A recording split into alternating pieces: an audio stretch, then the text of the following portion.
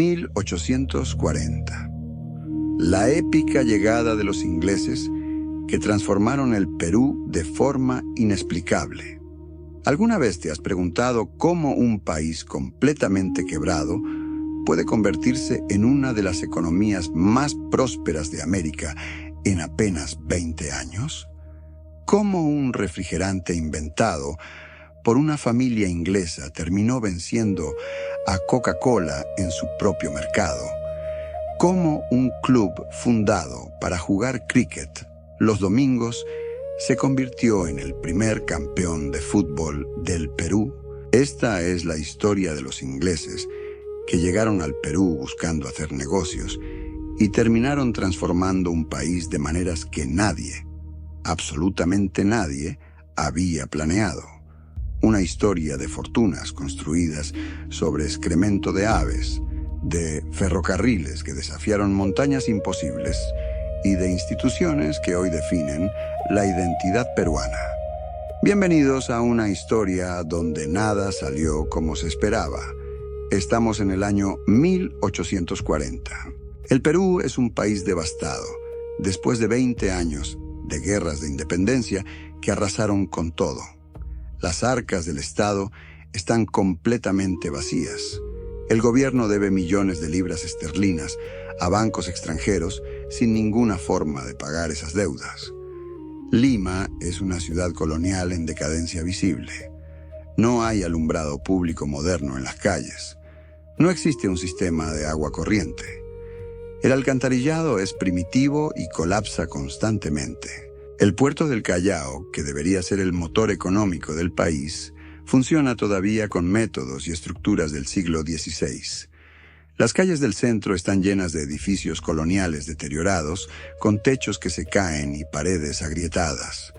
La élite criolla vive en antiguas casonas, con patios coloniales, pero sin ningún lujo o comodidad moderna. El comercio está paralizado. La producción agrícola ha caído dramáticamente. No hay inversión extranjera. No hay crédito disponible. El Perú parece condenado a ser un país pobre y marginal para siempre. Pero ese mismo año de 1840, algo extraordinario está por cambiar todo para siempre. Frente a las costas del sur del Perú, en el departamento de Ica, existen 3 pequeñas islas rocosas que emergen del Océano Pacífico. Se llaman las Islas Chincha, Isla Norte, Isla Centro e Isla Sur. Durante miles de años, millones de aves marinas han anidado en estas islas, cormoranes, piqueros y pelícanos que viven allí generación tras generación. Y durante esos miles de años, esas aves han defecado constantemente sobre las rocas. El clima extremadamente seco de la costa peruana, causado por la corriente de Humboldt, ha impedido que ese excremento se descomponga. En lugar de pudrirse, se ha secado y acumulado capa sobre capa, año tras año, siglo tras siglo. El resultado son montañas blancas de excremento seco de hasta 45 metros de altura. Millones de toneladas de un material que los peruanos llaman guano, una palabra que viene del quechua guano. Durante siglos, nadie le ha dado mayor importancia a este material, más allá de su uso local limitado. Entonces llega el año 1840. Un barco británico atraca en el puerto de Southampton, en la costa sur de Inglaterra, trayendo un cargamento experimental. En su bodega lleva 150 toneladas de ese material extraño. Guano peruano. ¿Es un experimento comercial? Algunos empresarios británicos han escuchado rumores de que este excremento podría servir como fertilizante. Quieren probarlo. Cuando los trabajadores portuarios abren la bodega del barco para descargarlo, el hedor que sale es absolutamente insoportable. Es un olor penetrante, químico, que se mete en la nariz y en la garganta. Los habitantes de Southampton que viven cerca del puerto comienzan a quejarse inmediatamente. Algunos literalmente huyen hacia las colinas, alejándose del puerto. El capitán del puerto está furioso. Amenaza con arrestar al capitán del barco por contaminar el aire de toda la ciudad. Los trabajadores se niegan a acercarse a la carga. Nadie en Inglaterra ha olido nunca nada remotamente parecido a esto. El experimento parece un fracaso total desde el primer momento. Pero entonces algunos granjeros británicos deciden hacer experimentos científicos antes de descartar completamente este material maloliente. Toman pequeñas muestras de guano. Las llevan a campos experimentales de cultivo. Ponen cantidades controladas en parcelas de prueba. Siembran trigo, cebada y otros cultivos. Y esperan. Los resultados que obtienen son absolutamente asombrosos, casi imposibles de creer. Las cosechas tratadas con guano peruano se duplican en una sola temporada, comparadas con campos sin tratamiento. Al año siguiente, con aplicación continua, las cosechas se triplican. Las plantas crecen más altas que nunca antes visto. Son más verdes, más frondosas, más resistentes a plagas y enfermedades. Los tallos son más gruesos. Las espigas de trigo son más pesadas. Los análisis químicos revelan por qué el guano peruano contiene niveles extraordinariamente altos de nitrógeno, fósforo y potasio. Son los 3 elementos esenciales que las plantas necesitan para crecer, y están presentes en concentraciones que ningún fertilizante natural conocido en Europa puede igualar remotamente. La noticia se extiende por toda Gran Bretaña, como un incendio. Los agricultores británicos enloquecen queriendo conseguir todo el guano peruano posible. Hay que entender el contexto. Estamos en plena revolución industrial. Las ciudades británicas están creciendo exponencialmente. Millones de personas se mudan del campo a las fábricas. Hay que alimentar a esas masas urbanas. Los suelos británicos, después de siglos de cultivo intensivo, están agotados. Los rendimientos agrícolas están cayendo. Existe un miedo real a que la producción de alimentos no pueda sostener el crecimiento de la población.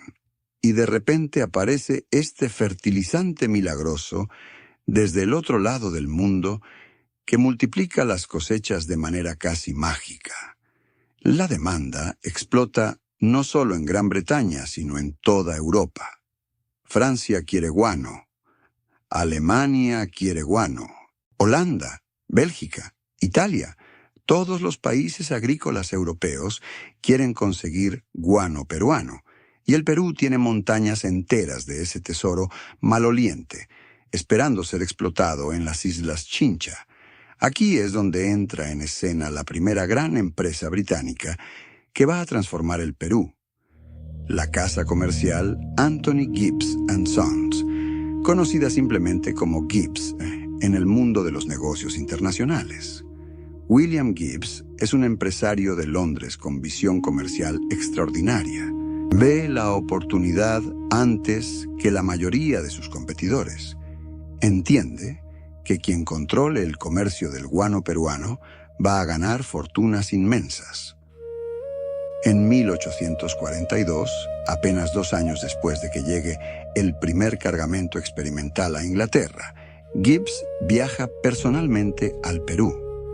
Negocia directamente con el gobierno peruano y firma un contrato comercial que va a cambiar la historia económica de ambos países para siempre.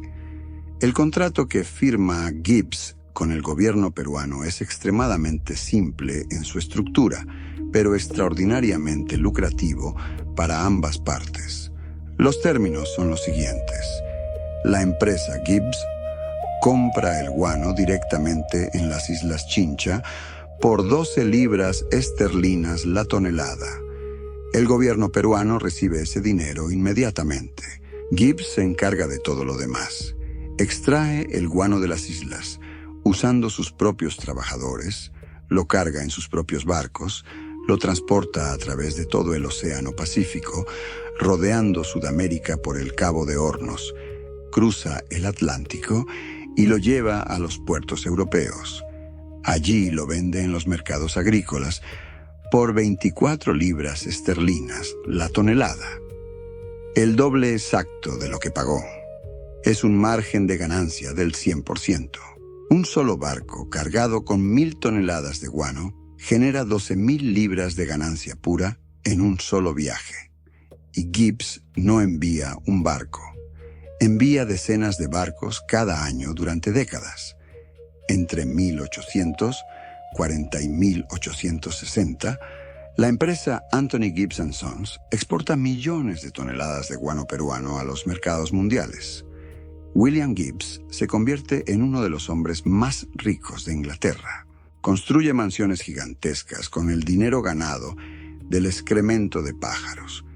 Financia proyectos culturales. Dona a universidades. Se convierte en miembro de la alta sociedad británica. Todo con ganancias del guano peruano. Pero el gobierno peruano también se beneficia enormemente. Recibe 60% de todas las ganancias totales del comercio de guano. En 1846, apenas 6 años después de comenzar el negocio, el guano ya representa 5% de todos los ingresos del gobierno peruano. Para 1860 ya es 30%, y para 1869 representa 80% de todos los ingresos fiscales del Estado. El país entero depende económicamente de este negocio con empresarios británicos. Con ese dinero del guano, el Perú se transforma completamente en apenas 2 décadas. En 1854, el presidente Ramón Castilla usa dinero del guano para abolir formalmente la esclavitud, liberando a miles de personas afrodescendientes que habían trabajado en haciendas. El gobierno paga compensaciones a los dueños de esclavos con dinero del guano. Construye hospitales modernos en Lima, Arequipa, Cusco y otras ciudades principales. Abre escuelas públicas por primera vez en la historia del Perú. Moderniza completamente el puerto del Callao, construyendo nuevos muelles, almacenes y grúas importadas de Inglaterra. Paga todas las deudas internacionales que arrastraba desde las guerras de independencia. El Perú pasa de ser un país quebrado a ser un país con superávit fiscal. Pasa de no tener crédito internacional a poder pedir préstamos en Londres y París con facilidad. Todo gracias al excremento de pájaros y a empresarios británicos que vieron el valor de algo que olía horrible. Pero el guano también transforma Lima de maneras más visibles y cotidianas. Con dinero del guano se construyen los primeros edificios públicos modernos de la capital. Se pavimentan calles que durante siglos fueron de tierra. Se instala alumbrado a gas en las avenidas principales del centro. Se construyen plazas con jardines y fuentes. La élite criolla, que ahora tiene acceso a crédito fácil respaldado por el guano, comienza a construir mansiones nuevas en barrios como Miraflores, que antes eran campos agrícolas. Importan muebles de Francia, traen pianos de Alemania, compran vajillas de porcelana china, visten con telas de Inglaterra. El guano no solo enriquece al Estado, también enriquece a una clase comercial y terrateniente que vive de manera que sus abuelos nunca pudieron imaginar. Lima comienza a verse diferente, a sentirse diferente, a sonar diferente. Todo gracias a un negocio con británicos que comercian excremento de aves. Y entonces, con todo ese dinero fluyendo, el gobierno peruano decide emprender el proyecto de infraestructura más ambicioso en toda la historia del país hasta ese momento. En 1869, el presidente José Balta aprueba formalmente un proyecto que todos los ingenieros consultados consideran completamente imposible de realizar. Construir un ferrocarril desde Lima, que está a nivel del mar, hasta La Oroya, atravesando toda la cordillera de los Andes. Los ingenieros explican pacientemente al gobierno que es imposible. La cordillera de los Andes tiene picos que superan los 5.000 metros de altura Tiene valles profundísimos que caen casi verticalmente miles de metros. Tiene ríos torrentosos que arrastran piedras gigantes capaces de destruir cualquier estructura. Tiene un terreno tan vertical, tan accidentado, tan brutalmente empinado, que ningún tren conocido en el mundo podría subir esas pendientes. La tecnología ferroviaria de la época simplemente no permite construir un tren que suba montañas tan empinadas. Pero el gobierno peruano tiene algo que los ingenieros escépticos no están considerando. Tiene dinero del guano. Mucho dinero. Millones de libras esterlinas acumuladas en las arcas del Estado. Y encuentra un contratista dispuesto a intentar lo imposible. Henry Meigs es un empresario norteamericano con experiencia construyendo ferrocarriles en Chile. Ha construido líneas en terrenos difíciles. Ha resuelto problemas técnicos complejos. Tiene reputación de completar proyectos que otros consideran imposibles. Cuando el gobierno peruano le presenta el desafío de atravesar los Andes con un ferrocarril, Meigs estudia el terreno durante meses, hace cálculos, consulta con ingenieros británicos que tienen experiencia en montañas y finalmente pronuncia una frase que se vuelve legendaria: colocaré rieles allí donde caminan las llamas. Las llamas son esos animales andinos que suben montañas imposibles cargando peso en sus lomos. Si ellas pueden escalar esas alturas, razona Meigs, un tren también puede hacerlo con la ingeniería correcta. El 1 de enero de 1870 comienza oficialmente la construcción con una ceremonia suntuosa, donde se coloca la primera piedra en lo que hoy es la estación de Monserrate en Lima. El gobierno peruano firma un contrato con Henry Meigs por 27 millones de pesos, una suma estratosférica para la época. Meigs contrata ingenieros británicos para diseñar los aspectos técnicos más complejos de la obra. Trae maquinaria importada desde Inglaterra, locomotoras, rieles de acero, herramientas de perforación. Recluta un ejército de 25,000 trabajadores de múltiples nacionalidades, peruanos de la costa y la sierra, bolivianos, chilenos que llegan buscando trabajo y miles de trabajadores chinos que habían llegado al Perú en décadas anteriores. Todos estos hombres trabajan en turnos de 12 horas, bajo condiciones que son absolutamente brutales. Tienen que construir 68 túneles atravesando montañas de roca sólida. En esa época no existen las perforadoras mecánicas modernas. Todo se hace con dinamita, picos y palas. Los hombres perforan agujeros en la roca manualmente, colocan cargas de dinamita, se retiran corriendo, detonan la explosión y luego regresan para sacar los escombros con palas y carretillas. Tienen que construir 61 puentes cruzando abismos, donde un error de cálculo mínimo significa que toda la estructura se desplome al vacío. Algunos de estos puentes cruzan gargantas de cientos de metros de profundidad. Los trabajadores cuelgan de cuerdas instalando vigas de hierro importadas desde Inglaterra. El viento andino sopla constantemente amenazando con tirar a los hombres al vacío. Muchos caen y mueren. Tienen que crear 9 tramos en zigzag, una solución de ingeniería británica donde el tren no sube la montaña en línea recta, sino que avanza un trecho, se detiene, cambia de vía usando un sistema de agujas, retrocede en otra dirección ganando altura, se detiene nuevamente, cambia de vía otra vez y vuelve a avanzar. Es la única manera de que un tren de la época pueda subir pendientes tan empinadas sin descarrilarse. Los trabajadores tienen que construir a alturas donde el aire es tan delgado que los hombres se desmayan por falta de oxígeno. A 4,000 metros de altura, la presión atmosférica es mucho menor que a nivel del mar. Los pulmones no reciben suficiente oxígeno. Los trabajadores desarrollan lo que los lugareños llaman mal de altura, dolores de cabeza severos, náuseas, mareos, falta de aire. Algunos mueren simplemente porque sus cuerpos no se adaptan.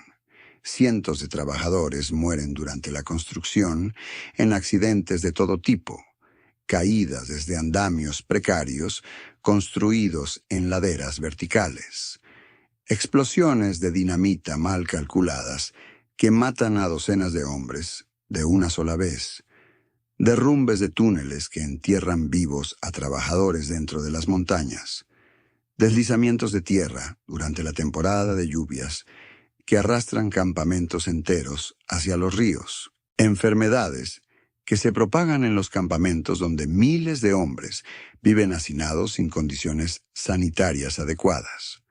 Los registros históricos sugieren que murieron entre 2.000 y 3.000 trabajadores durante la construcción del ferrocarril. Es un precio humano altísimo. Pero la construcción continúa año tras año, porque el dinero del guano sigue fluyendo, y el gobierno está comprometido con terminar el proyecto sin importar el costo. Henry Meiggs, el contratista principal, muere en 1877 sin ver su obra terminada. Ha pasado 7 años trabajando en este proyecto imposible. Ha invertido toda su energía y recursos, pero muere de causas naturales antes de que el ferrocarril llegue a La Oroya. Su muerte coincide con problemas más grandes para el Perú. En 1879 estalla la Guerra del Pacífico. Chile invade el sur del Perú reclamando territorios ricos en salitre. Es una guerra terrible que dura 4 años. El Perú la pierde completamente. Chile ocupa Lima, saquea la ciudad, se lleva el contenido de bibliotecas enteras y lo más devastador económicamente. Chile se queda con las provincias de Tarapacá y Arica, donde están los yacimientos de salitre que el Perú esperaba explotar. El ferrocarril queda paralizado completamente durante la guerra. No hay dinero para continuarlo. No hay trabajadores disponibles. El país está en ruinas. Cuando termina la guerra, en 1883, el Perú queda en bancarrota absoluta. Las arcas del Estado están vacías. Los ingresos del guano han caído dramáticamente porque los depósitos de las Islas Chincha están casi agotados después de 40 años de explotación intensiva. El país debe millones de libras esterlinas a bancos británicos que habían prestado dinero durante la era del guano. No hay ninguna forma de pagar esas deudas. El ferrocarril inconcluso se oxida en las montañas como un monumento al fracaso. Los acreedores británicos están furiosos. Han prestado millones. El Perú no puede pagar ni los intereses. Durante varios años hay negociaciones tensas entre el gobierno peruano y los bancos británicos. Ninguna de las partes quiere ceder. Entonces, en 1889, ocurre algo extraordinario que va a cambiar nuevamente el rumbo del país. Michael Grace es un empresario irlandés, radicado en Inglaterra, que representa a los acreedores británicos. Negocia directamente con el gobierno peruano una solución creativa que nadie había considerado antes. El gobierno peruano no puede pagar sus deudas en efectivo porque simplemente no tiene dinero. Grace propone un trato completamente diferente. En lugar de dinero, el Perú entrega activos físicos.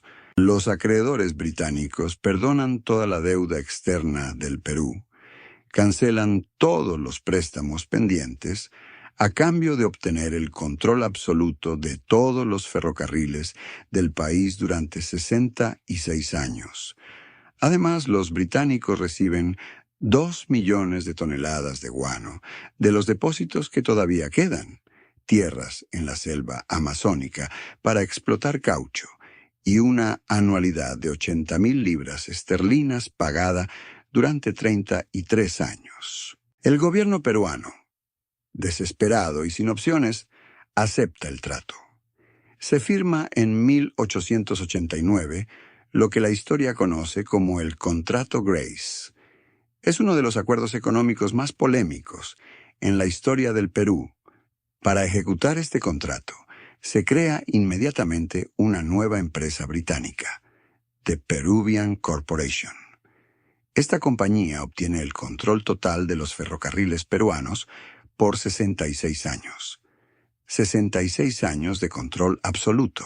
La Peruvian Corporation trae ingenieros experimentados desde Inglaterra. Reorganiza completamente las obras del ferrocarril paralizado. Importa nuevas locomotoras más potentes. Trae rieles de mejor calidad. Contrata nuevos trabajadores.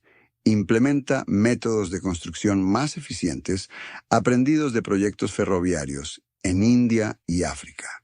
Y finalmente, en 1893, 23 años después de que se colocara la primera piedra, el ferrocarril llega a La Oroya. El tren atraviesa 335 kilómetros de cordillera de los Andes. Pasa por 68 túneles excavados en las montañas. Cruza 61 puentes colgando sobre abismos. Sube por 9 tramos en zigzag. Y alcanza una altitud máxima de 4.781 metros sobre el nivel del mar en el punto llamado Ticlio.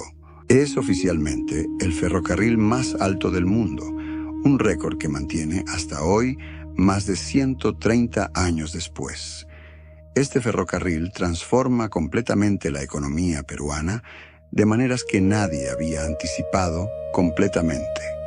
Las enormes minas de cobre, plata, zinc y plomo de La Oroya y Cerro de Pasco, que antes estaban prácticamente aisladas por las montañas, ahora pueden transportar minerales directamente a Lima y de ahí exportarlos al mundo entero. Lo que antes tomaba semanas de viaje en mulas, cargando sacos por caminos de tierra, arriesgando que los animales se caigan por precipicios, ahora toma apenas horas en tren. La producción minera del centro del Perú explota. En 1904, la Peruvian Corporation extiende el ferrocarril desde La Oroya hasta Huancayo, conectando todo el valle del Mantaro. En 1908, construye otra línea conectando Cusco con la costa. El Perú se integra territorialmente de una manera que había sido completamente imposible durante los 300 años de dominio colonial español. Los Andes dejan de ser una barrera infranqueable que divide el país. Las regiones pueden comerciar entre sí. Los productos de la sierra llegan a Lima. Los productos importados de Europa llegan a las ciudades andinas. Todo esto fue diseñado, financiado y construido principalmente por empresas e ingenieros británicos, usando inicialmente el capital del guano. Pero la transformación británica del Perú no se limita a grandes empresas que mueven millones. También llegan familias británicas más modestas que construyen negocios pequeños, que con el tiempo se vuelven parte de la identidad peruana. En 1911, en el barrio del Rímac, uno de los barrios más antiguos y tradicionales de Lima, se establece una familia de inmigrantes ingleses con el apellido Lindley, Joseph Robinson. Lindley llega al Perú desde Inglaterra buscando oportunidades comerciales. No viene con grandes capitales, no representa ninguna empresa importante. Es simplemente un inmigrante buscando construir una vida mejor. Se establece en el Rímac porque los alquileres son más baratos que en el centro de Lima. Comienza un pequeño negocio embotellando bebidas gaseosas de manera completamente artesanal. En 1928, su hijo Joseph Robinson Lindley Jr. decide formalizar y expandir el negocio. Constituye legalmente la empresa como Corporación José R. Lindley S.A. con él mismo como director general. La empresa Lindley, en sus primeros años, produce bebidas gaseosas comunes, imitando productos británicos y norteamericanos. Pero Joseph Lindley Jr. tiene una idea: crear una bebida específicamente para el mercado peruano, algo que use sabores locales que los peruanos reconozcan como propios. Experimenta durante años con diferentes fórmulas. Prueba sabores de frutas nativas como lúcuma y chirimoya. Experimenta con hierbas aromáticas de los Andes. Y finalmente desarrolla una fórmula basada en hierba luisa, una planta aromática común en las montañas peruanas, que se usa tradicionalmente para hacer infusiones. Crea una bebida gaseosa amarilla, brillante con sabor dulce a hierba luisa. Le pone un nombre que mezcla deliberadamente lo inglés con lo peruano: Inca Kola. Inca por el imperio precolombino. Cola como las bebidas de cola británicas y norteamericanas. Es una síntesis perfecta de dos mundos. Inca Kola comienza a venderse comercialmente en 1935 desde pequeñas embotelladoras del Rímac. Al principio es solo una bebida local que se vende en el barrio, pero los peruanos la adoptan con un entusiasmo completamente inesperado. El color amarillo brillante, casi fosforescente, es único. Ninguna otra bebida en el mercado tiene ese color. El sabor dulce a hierba luisa es completamente diferente a cualquier otra gaseosa disponible. No sabe a cola como Coca-Cola. No sabe a naranja. No sabe a limón. No sabe a nada que ya exista. Sabe a algo completamente nuevo que los peruanos comienzan a sentir como propio.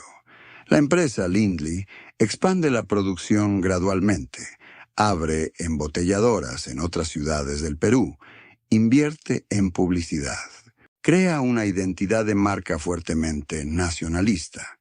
Esta es la bebida del Perú, hecha con sabores peruanos para el pueblo peruano.